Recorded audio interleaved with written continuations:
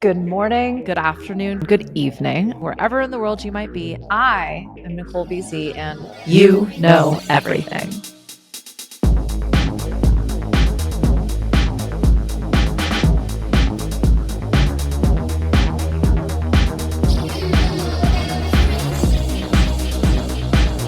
Oh my God, we're recording.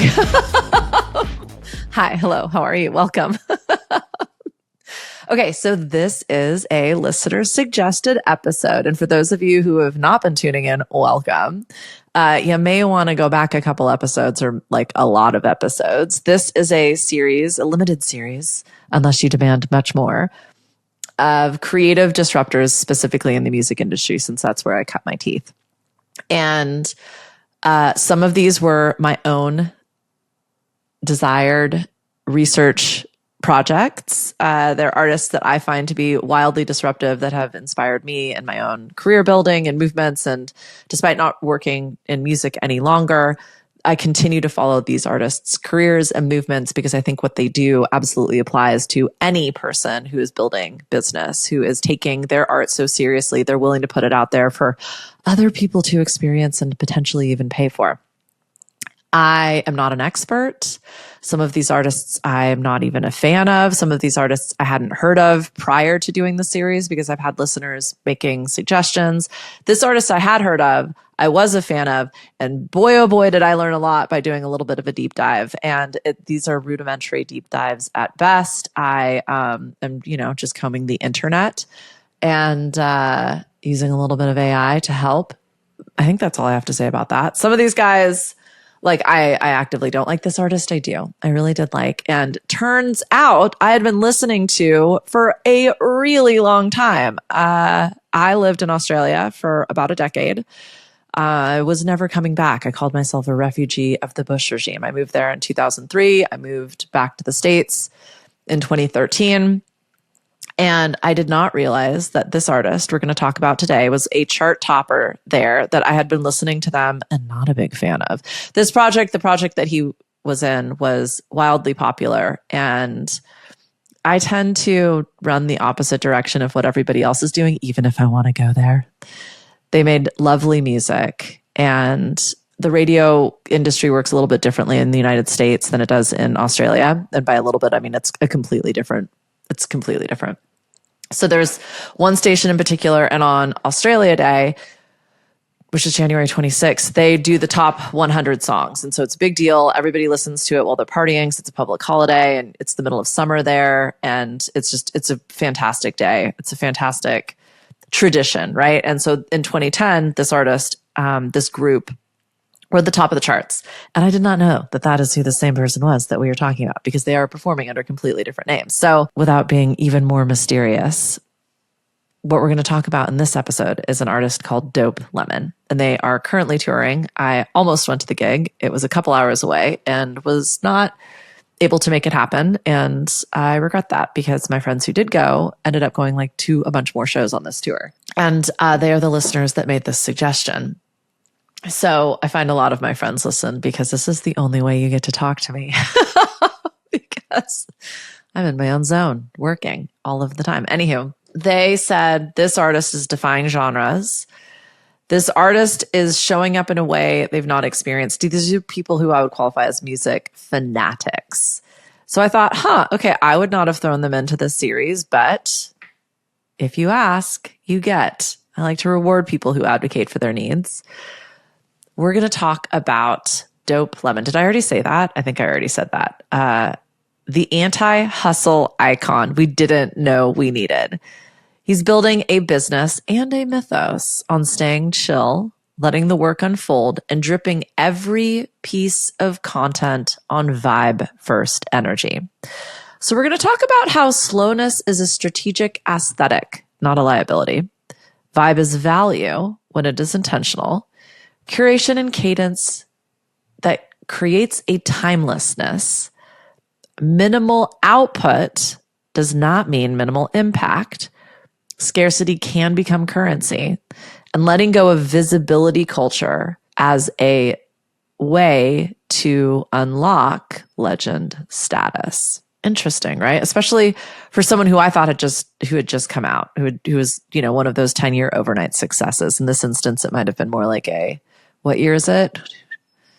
20-year overnight success. Before Dope Lemon was slow burning his way through your summer playlist, Angus Stone was already a global indie darling. You might remember him. I sure as shit did and hadn't thought about him since the 2000s. Long hair, acoustic guitar, harmonizing with his sister and Angus and Julia Stone. The most Aussie thing ever, just for the record as well, to be in a band with your fucking siblings, but I digress. Their 2010 album, Down the Way, went platinum in Australia. Their single, Big Jet Plane, hit number 1 on Triple J's Hottest 100 and continues to show up on all of my playlists. I think because my all my like Apple accounts and Spotify, everything originated in Australia. So I'm constantly fed and love that. Constantly fed Aussie artists. Angus and Julia Stone toured the world under major label deals, EMI, Capitol Records, Republic. But behind the scenes, Angus was burnt out, boxed in. And he told The Guardian in 2017, there were definitely moments where I didn't want to do this anymore. I needed to find a different way. He did release a few projects under his name, Angus Stone. But after a while, he just disappeared. And he came back someone a little, you know what I'm going to say, a little weirder, a lot cooler, and much slower. Dope Lemon. The first Dope Lemon album, Honey Bones, dropped in 2016, released under BMG, which in Oz is an independent distribution arm of, I don't want to say a major label, but it's essentially like a very DIY way of getting the same access to distribution as a major, but you were doing it all yourself.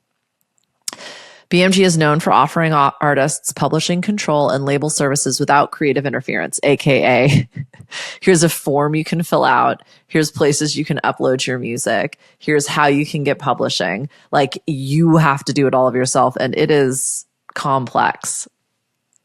That move, it wasn't random. It was sovereignty by design. Dope Lemon knew they wanted complete creative control. Are you noticing another theme here? The genius move. He didn't just change his sound. He built this entire universe around his new rhythm. Cowboy mysticism, slow motion visuals, vintage poolside cool.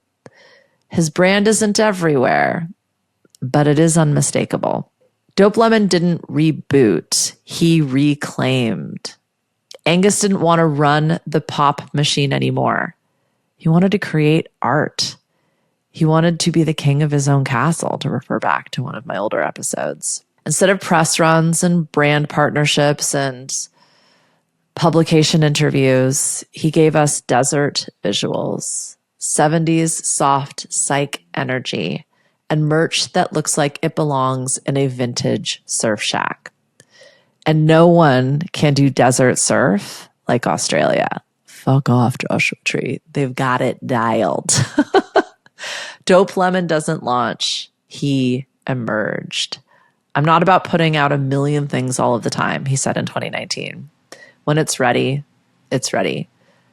That right there, in the world of entertainment and institutionalized art, moving at your own pace is probably one of the biggest power moves you can make. It's just not allowed. You have schedules, you have teams, you have campaigns, you have investors, you have a lot on the line that has been scheduled years in advance. And it does kill the creative process. Most creatives don't operate on the same space-time continuum that commerce does. And to just carve out your own ability to create when it's ready, it takes a hell of a lot of confidence and security in your art, because everyone will tell you you're not allowed to do that. And I get it, Beyonce can just like drop an album on the day. Yeah, when you have worldwide notoriety, sure. Angus Stone definitely had fans, but to even just rebrand, like take on a different artist name, you're still starting at square zero. You know what I'm trying to say. The other thing is your fans get shitty and abandon you when you do something different and new. Like, you lose them all. So this artist was really willing to put it all on the line, to give it all up, again, because it's what there was no other option. Oh my goodness, excuse me. There was no other option for them. Since the first release, everything else was this kind of low hype model. Honey Bones dropped in 2016. It was a surprise. It now has over 100 million streams. Smooth Big Cat in 2019 dropped with no press, and he sold out shows worldwide when he toured. Rose Pink Cadillac had a vinyl edition that sold out in pre-orders. Kimosabe, which dropped in 2023, introduced visual short films and physical merch first, before the album even hit the airwaves. This wasn't a viral campaign, highly orchestrated social media brouhaha. There was no forced hype. It was just vibes. And it worked because while everyone else is sprinting to stay visible, Dope Lemon is building something completely different. Not a brand you can binge. It's a sound and an experience to be savored. Like, you marinate in Dope Lemon. Like, when's the last time you turned the lights off and dropped the pin on the record and just let it play till you started hearing that, like, because you need to go flip? I mean, I can tell you my time, but I'm curious the last time you went there. Dope Lemon might be a really great artist to play with that. So what would Dope Lemon do? Less is more, right? Make that your move. Dope Lemon built a cult brand through minimal press, low visibility, and curated releases. Angus Stone almost never does interviews. His press is sporadic. Angus doesn't overshare. He doesn't chase the feed. His Instagram goes quiet for months. Then suddenly, boom. New single, surreal video, merch drop, and that's it. No gimmicks, no frenzy. And the results do speak for themselves. Sold out shows, 100 million streams, sell out product. He's not maximizing exposure. He's maximizing presence. So if you're a creative entrepreneur, founder, builder, maybe stop trying to be everywhere. Just be one place and be unforgettable. You do not have to post daily. I shouldn't say all of the artists, but the way that I worked with my artists and the way that I work with my businesses is to 100% understand social media is a tool. It is not your business. And if you're not monetizing your audience there, it gets to be this ubiquitous calling card. Think of it as like a sign on your shop front. It is simply a tool designed to allow people to discover you in their way, and then for you to open the door and bring them into your world where you want it to be. So what would Angus Stone do? He wouldn't spend all fucking day doom scrolling. He wouldn't be worried about rebranding and templating and content creation and hashtags and trends. He would be hyper focused on creating his product his way so that it was unmistakably his own. So how can you apply that to your business? Perhaps you don't want to be on social media at all. Understand where you are comfortable in being. Maybe it's a newsletter. Maybe it's a podcast. Maybe it is at local events. Maybe it's speaking in conferences. Whatever it is, however you're going to connect with new people, find something that excites you, that challenges you, and most importantly, inspires you. I know a ton of CEO founders and service providers and product designers who cut their teeth by speaking. They worked on their public speaking skills. They started locally. They started pitching themselves to local conferences and then bigger national conferences. They partnered. They hosted their own events to establish themselves as leaders and build partnership. And then when they figured out the pitch that landed them the gigs, they started charging for their speaking. They started filming their speaking. They put out that content. It became their entire vehicle for success. So what would Dope Lemon do? He'd tell you to stop trying to be everywhere, be somewhere, be unforgettable. Let your work arrive like a sunrise, not a push notification. Design slowness into the system. The Dope Lemon universe is dripping in gooey, ooey slowness. He's slow by design. Albums feel like long drives with no destination. Tempos barely budge, but everything drips. From the guitars to the visuals to the merch, it's calibrated to low frequency magnetism. It's like honey, you know? It's like sticky, icky, icky. It's super good, like undeniably. It's got a distinct flavor to it, but like you're willing to wait as it drops. He told the music in 2019, I'm not about putting out a million things all the time. When it's ready, it's ready. Oh, we already said that, didn't we? Cool, BZ. Your calendar doesn't need to look like a machine. It can look like a lunar cycle. What would happen if your output was based on feel, not force? Slowness isn't failure, it's sovereignty. Applying this to this example of speaking, as you develop this skill, it's going to take everybody a different amount of time to refine it. So assuming establishing yourself as a leader in your industry and a thought leader very specifically, what's your angle? How do you work differently than everybody else? What's that way of working, that blueprint for success that I always talk about? What is it? How could someone else apply that to their experience? Practice that. Go to your local, what is it that everybody, Toastmasters, right? Host meetups. Do it in a very low-key fashion. Film it, refine it, practice it, and then pitch it. Start small, start safe, start where you're going to feel most confident, and then make the sell. What do you want people to do next after listening to you? That frequency, the amount of time that system takes is entirely up to you. There is no right or wrong way of doing this. Some people need a significant amount of time to recover. Some people thrive in these spaces. I watched one speaker who absolutely did this to leverage and grow and scale their business wildly successfully, mind you. This was a lawyer who worked directly with unions in the construction industry, female lawyer, just for the record. And they wanted to empower these unions to be more effective in growing their membership base. And they realized them talking to one group of people was not going to cut it. They needed to be on a stage talking to thousands of people in order to make the impact they felt was necessary to move what they believed was an incredibly powerful way for people to work together forward, right? So this person runs hot. They are jumping around. They're doing jumping jacks. They're all over the place right before they speak to get that nervous energy out. And then they hit the stage and it is calm. It is direct. She's speaking to a room full of men and she is winning every single one of them with every word that she says. That took as long as it takes. There is no timeline on that.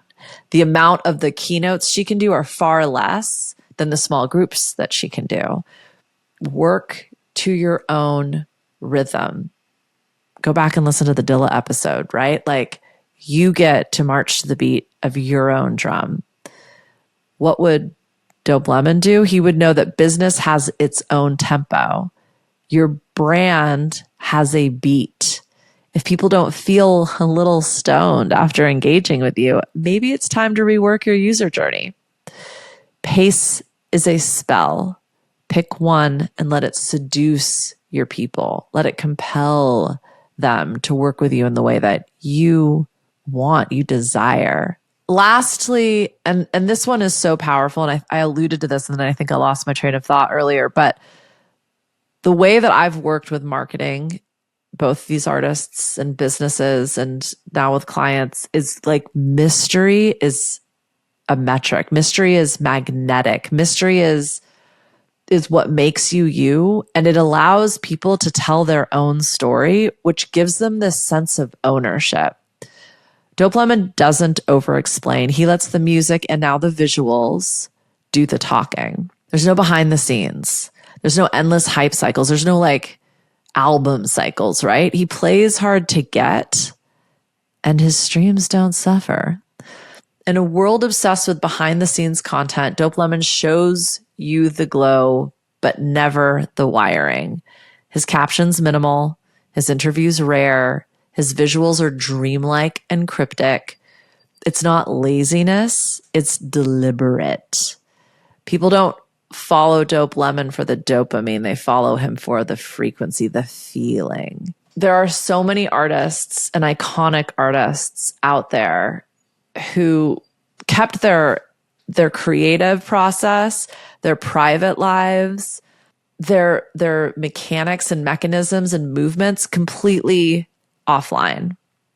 And yes, that was a different time and a different world, but we're seeing it now more and more. There's another artist that we talked about in this series, Chapel Roan, who actually became even more notorious for reminding her audience and her fans in the industry that you do not get every piece of me. This is a character I am playing, and when I am on stage, I am for you, but when I am off stage, I am for me. And I think remembering that one of the things that makes art so fucking special is we each get our own unique experience with it. And the reason that I love a song or lyrics or an artist are going to be completely different than you. And that's fucking special. Like, we each get to have our own unique experience with it. It's, as an artist, you create something. As a business owner, you build something. But when you put it out there, you're taking this insane leap of faith because you're suddenly giving your baby away. And people are going to do whatever the fuck they want with it. And that is absolutely terrifying and also invigorating and empowering. And that's the co-creative process that all of us makers and builders and visionaries offer this world. And that's why my whole raison d'etre and making this is to remind you we're building the world we want to live in. Why am I obsessed with local businesses? Because that's what makes a community. Are the people out there willing to support and create and offer and sell to each other so that we have this way of connecting and engaging and exchanging. I'm getting off my soapbox now, but what would Dope Lemon do? He would say, don't be transparent, don't be translucent, let them see the glow, but don't show them the wiring. Make it magic. Make it this experience, something that they are so drawn to. They suddenly find themselves showing up and sitting down and going like, let's marinate in this magic together. Build mood, not just momentum. Marinade is a 5-minute slow simmer track by Dope Lemon. No hooky chorus, no pressure to climax, just a feeling that loops you in. Pick one feeling you want your audience to feel after engaging with your brand, not 5. Then curate everything to reinforce it. The homepage, your emails, your pricing, packaging, distribution, any event. Mood is memory. Momentum fades. Build for the glow.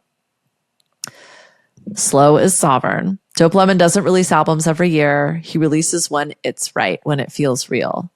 Smooth Big Cat came out 3 years after his debut, and it charted top 10 in Australia with barely any promo. So notice your workflow.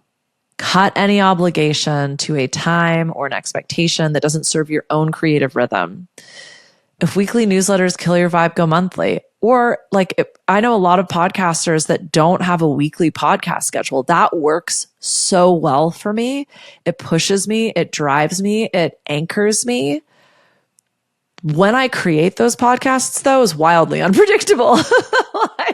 Shannon's nodding as she edits this. Do you find a system that supports you on your best day, as I always say? Limit the output, but elevate the value. Rose Pink Cadillac, vinyl limited edition, pre-orders only, sold out instantly. And now it trades as collector's art. This isn't about scarcity or FOMO or supply and demand. This is artistic, aesthetic integrity. This is legacy building. If slowness protects your power, output amplifies it. Instead of creating more, increase the meaning of what you already offer. Drop your next digital product like an album with cover art, visuals, and pre-sale buzz, or turn your offers into collectible experiences. Going back to the speaker example, do you know how many keynotes people are doing in a year? Not many. One, maybe two. You know how many TED Talks someone's doing? Exactly, right? Like, as you amplify your value, your output has to decrease.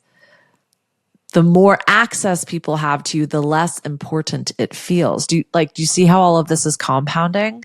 So if you are someone who doesn't want to be public facing, who doesn't want to be, I don't want to say online because it's a great place to do business, right? But on social media constantly, there are millions of ways to engage with your audience in a way that feels empowered, slow, deliberate, limited, like honey, right? It's just good. It takes time. It's unique in its flavor. But dang if it ain't worth waiting for. Dope Lemon isn't trying to scale fast. He's building something that lingers. It sinks in slowly. It earns your attention by respecting your nervous system. You don't need to hustle louder or harder. You need to vibe, slow down, lean in, let your audience crave you. I loved how surprised I was when I did the deep dive on this artist, that I legitimately didn't know that they were Angus Stone. It speaks to how protective he's been of his own creative process.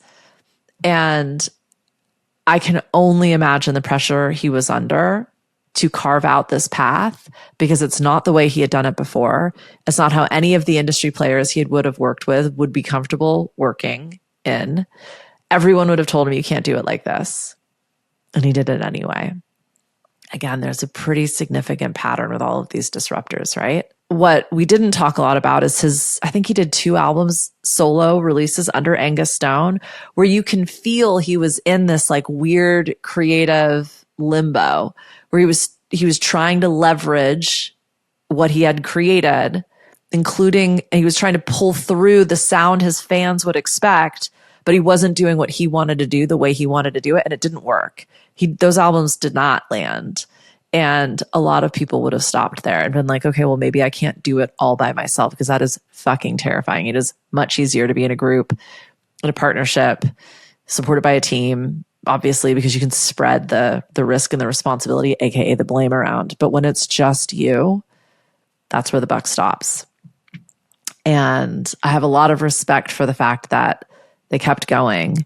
They found something that was truly their own. And that's what brought this artist to this series, was a genre that is difficult to define. I mean, cowboy mysticism, sure. Okay. Surf desert doesn't actually make any sense, but here we are. You don't have to make sense. You just have to make what you believe in. I believe in you. Thank you for being here. Sign up for The Loop, the weekly newsletter. I'm going to start publishing more on Substack. I think that's it. I'm really great at this part. Okay, I love you. Thank you for being here. Bye.